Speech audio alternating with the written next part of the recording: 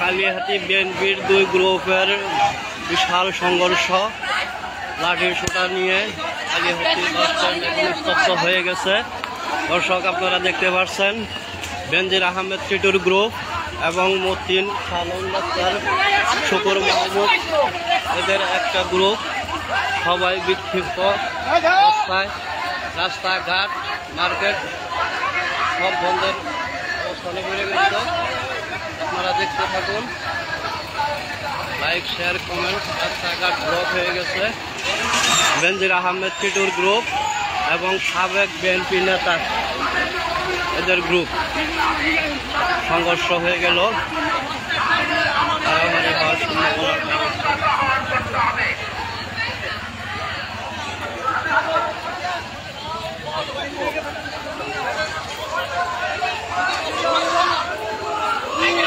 ভুয়া ভুয়া স্লোগানে মুখরিত কালিহাতী বাস স্ট্যান্ড। আপনারা দেখতে পাচ্ছেন বেনজির আহমেদ টিটুর বিপক্ষে ভুয়া ভুয়া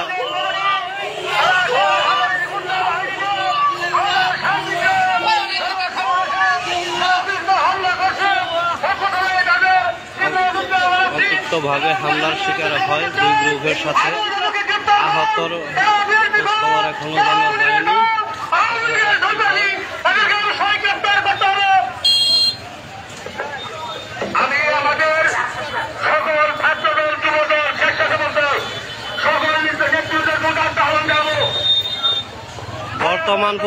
বর্তমান পরিস্থিতি কালিহাতী বাস স্ট্যান্ড থেকে বর্তমান পরিস্থিতি বিএনপির দুই গ্রুপের সংঘর্ষ।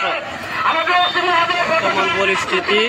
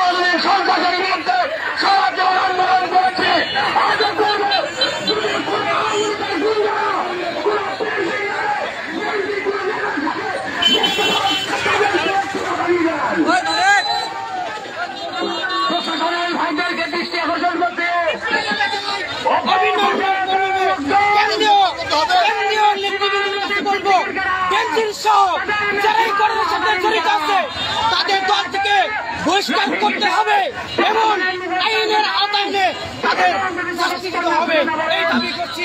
এবং যেসব